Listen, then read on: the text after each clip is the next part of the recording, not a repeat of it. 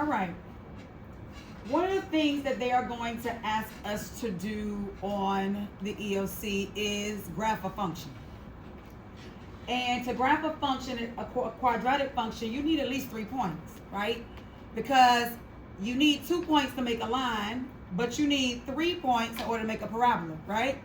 And then the more points, the more accurate you can get more points, right? Using our 1A, 3A, 5A thing. But first I need a vertex, right? So how do I get that vertex? No, sir. How do I get that vertex that I need? To get the vertex, all right, so we're going to be asked to graph this function so we can find our solutions, right? And they're going to give you the function in standard form. They may give you the function in vertex form. They may give you the function in factored form. It doesn't matter what form. They're expecting you to be able to take whatever information they give you and graph this thing, right? So let's say they gave it to you in vertex form. Could you find your vertex? Yes. That's a duh, right? Because vertex form gives you the what? Vertex. So once they give you the vertex, now you got to do is plot that point, right? And then you use your 1A, 3A, 5A, make your other points until your parabola is U'd up or U down, right? Yeah. If they give you, listen, if they give you factored form, what does factored form give us? What does factored form always give us? It gives us our what? Solution. So it's going to give you your 2x intercepts, right? Well, where does the vertex fall in relation to your 2 intercepts? In the middle. So what do you do with these 2 numbers? Add them and what? Divide by 2. That's going to give you the x of your vertex, which is your x of symmetry. Plug that number in, you get your y. Bim, you got your vertex, right? So finding our vertex from vertex form and finding our vertex from factored form is pretty simple, right? We know what to do to get there. But we struggle when it's time to find our vertex from standard form. Now, here's one thing you could do. Could you just solve this and find your solutions? Couldn't you? And how would you find your solutions? Using either factoring, or quadratic formula, right? So once you use the quadratic formula, plug in your A, B, and C, you get your 2 solutions. What can you now do with your 2 solutions? Add them and what? Divide by 2, and that's going to give you your vertex. Are y'all following me? You could have easily done that. So, but let me show you something else different. So take notes. We are going to find the vertex from standard form.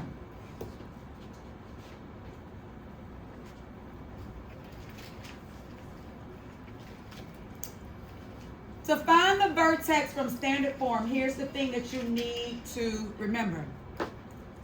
The formula for vertex, do y'all agree that the x of the vertex is the same thing as the axis of symmetry? Do we agree that the x of the vertex is the same thing as the axis of symmetry? Yes. Right? So it's going to start with x equals. Why? Because it's giving you the x of the vertex. Are y'all listening? That's not your x-intercept. That's the x of the vertex. The equation is x equals negative b over 2a. What is that? That is the x of the vertex, and it is your axis of symmetry.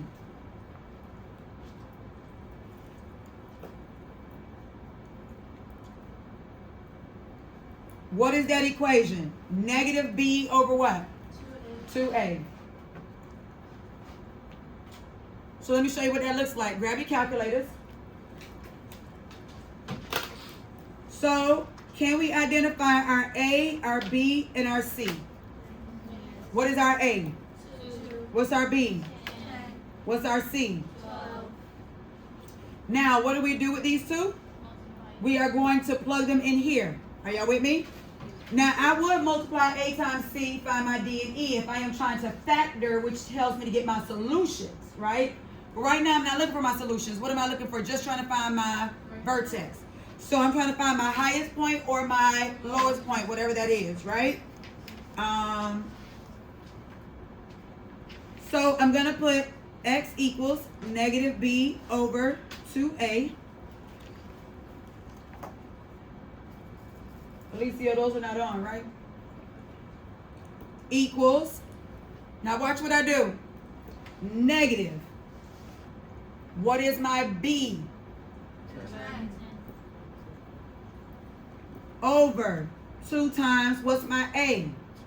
2.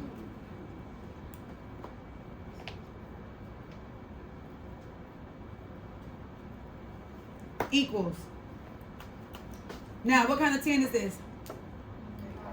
What kind of 10 is this? What's the imaginary coefficient here? So what does this really say?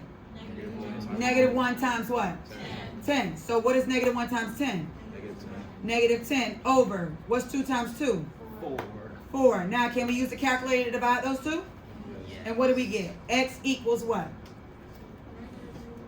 Negative 2.5. What does this 2.5 represent? Two things. What does it represent? The axis of symmetry and the x of the vertex. Is everybody with me? Now, the vertex has two coordinates. It has an x and a y. So you haven't given me the whole vertex, you just gave me the x part. So what do I do to get the y? Plug it in. So let's go back to the original problem, which is y equals 2x squared plus 10x plus 12. And what am I going to do? If x equals negative 2.5, then how do I find my y? I plug that in for x, right?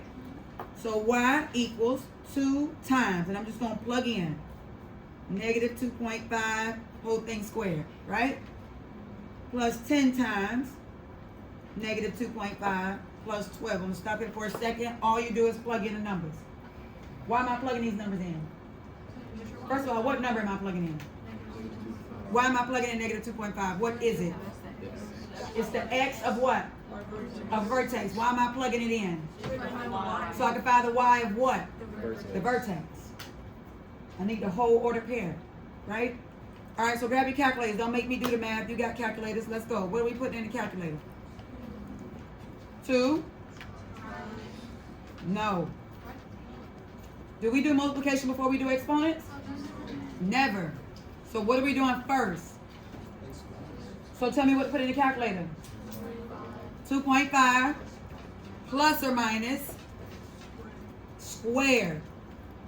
Now what I'm going to do with that number? Multiply it by what? 2 equals. What do I get? So this says y equals 12.5. That's that part. Everybody follow? Now I'm on to the next part. What do I do for this second part? Do I bring down the plus sign? No. What do you put in the calculator? 10 times 2.5 negative equals, what do we get? So negative 25. And then the last thing I'm going to do is bring down the 12.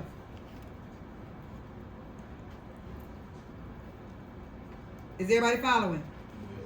Now what do I do? Now what do I do? Just do the math, right? What do we put in the calculator? 12.5 minus 25 plus 12 equals, what do we get? Negative 0.5. What does that negative 0.5 represent? Y of my vertex. So what is my whole vertex going to be? Negative 2.5, negative 0.5. That is my vertex. Is everybody with me? Yes. Are there any questions about that? So I'm going to ask you again. How do we find the vertex from standard form? What do we do? What do we do? How do we find the vertex from standard form? How do we just find this vertex? What's the first thing we do? We find the x. How do we gonna find the x of the vertex? Negative b over 2a. Now, have you seen that somewhere before? Have you? Pull out your reference sheet off of this.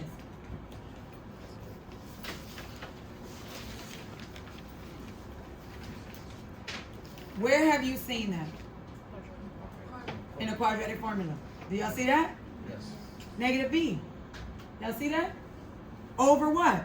2a. 2a. All this part is missing, but negative b over 2a. And look what's out front. X. Are you with me? So the x of the vertex, right? Before any of those shifts come, the x of the vertex is negative b over what? 2a. That gives me the center. Are y'all following? Yes?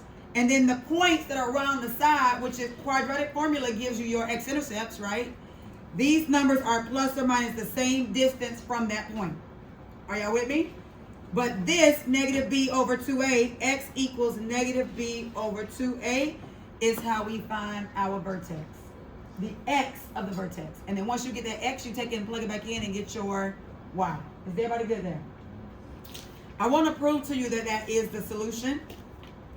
So let's use the quadratic formula real quick in order to find the solutions. And then what are we going to do with those two solutions to find the vertex? What do we do with two solutions? How do we find the vertex from those two solutions? Add them together and do what? Divide by 2. So let's do that. Let's do that real quick and then we're going to be done. So we got, I'm going to do it on another sheet. We got y equals 2x squared plus 10x plus 12. Do what I'm doing. We're solving this.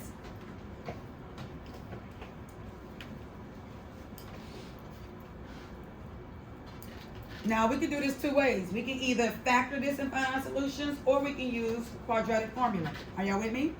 Yes? So which one y'all want to do? Quadratic formula. All right. So then we have A equals, B equals, C equals. If I'm using quadratic formula, do I need D and E? No, that's only for factoring. I don't need to multiply A times C, right? So my A is 2, my B is 10, and my C is what? 12. So now I'm going to go here and write my formula. Negative B plus or minus the square root of B squared minus 4AC all over 2A. Remember, you don't plug any numbers in the first time. You just write the formula. Now tell me again, why am I doing this? Why am I doing this? I'm trying to find my solutions. Why? Because what I'm going to do with my solutions? I'm going to add them together and do what? Divide by 2 so that I can get the x of my vertex. Are y'all with me? Yes? This is the way we could have done this the first time. Are y'all with me? All right, so let's go. Negative. Remember, you write just what they got, and whatever you plug in, you put it in parentheses. So what am I putting in parentheses? 10. Does that look familiar? Yes. Plus or minus the square root. In parentheses, what's my B? 10 squared minus 4 times A. What's my A? 2. Times C. What's my C? 12. And I'm putting all of this over 2 times 2.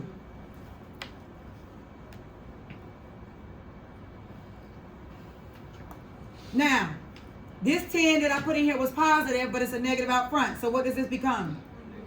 What if the 10 would have been negative? It becomes positive. So negative 10 plus or minus the square root.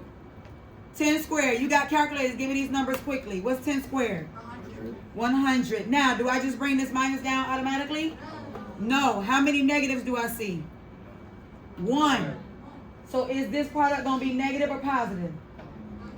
How many negatives does it take to make a positive? 2. Do I have 2? So what is this going to be? What? How many negatives does it take to make a positive? 2. Do you see 2? No. How many do you have? 1. Why are you putting up 3? You see 3 negatives in here? So watch this. Let's just put in the calculator. If that's too hard for us, let's use the calculator. What am I going to put in the calculator? 4 negatives. Everybody with me? Then what? Times 2. Then what? Times 12 equals, what do we get? Negative 96. So put negative 96 in there. Okay? Don't get stuck on the negatives. If you don't know what to do, just move on to the next thing. All over 2 times 2 is 4. Are we all following? Yes. Now, I cannot move outside the radical until everything in the radical has been simplified, right? So what do I have? Negative 10 plus or minus? The square root of, what's 100 minus 96? 4 all over 4. Questions? Does everybody understand what I'm doing, or are y'all just copying me? Do we understand? So now the next line is negative 10 plus or minus. Now, I can take their square root of 4. What is the square root of 4? 2 all over 4.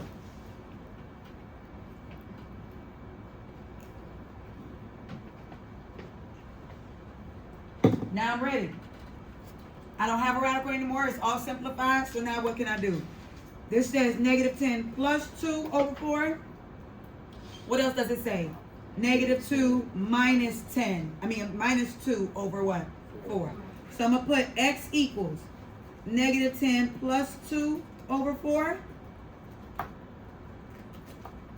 And x equals negative 10 minus 2 over 4. Does everybody see those two? And where they come from? Yes? So now let's just do the math. Do the math real quick, please. Negative 10 plus 2 is what? Negative 8. So now I got negative 8 over 4. And what's negative 8 divided by 4? Negative 2. Thank you, Layla. Now I'm here. Negative 10 minus 2. I got negative 10 negatives, 2 more negatives. What do we have? Come on, magic. What we got?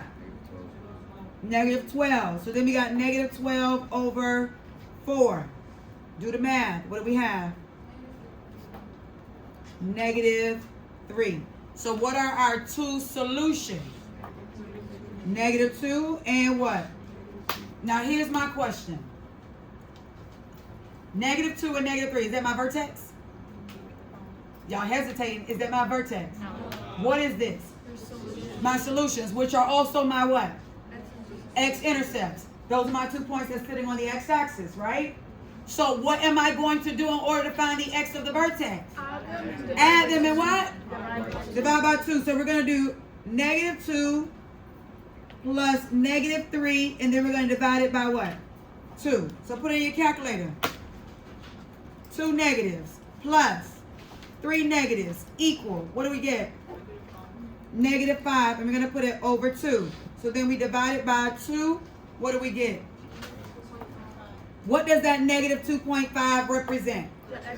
The x of my vertex. Is that or is that not what we got the first time? Yes. Look, we got negative 2.5, didn't we? Yes.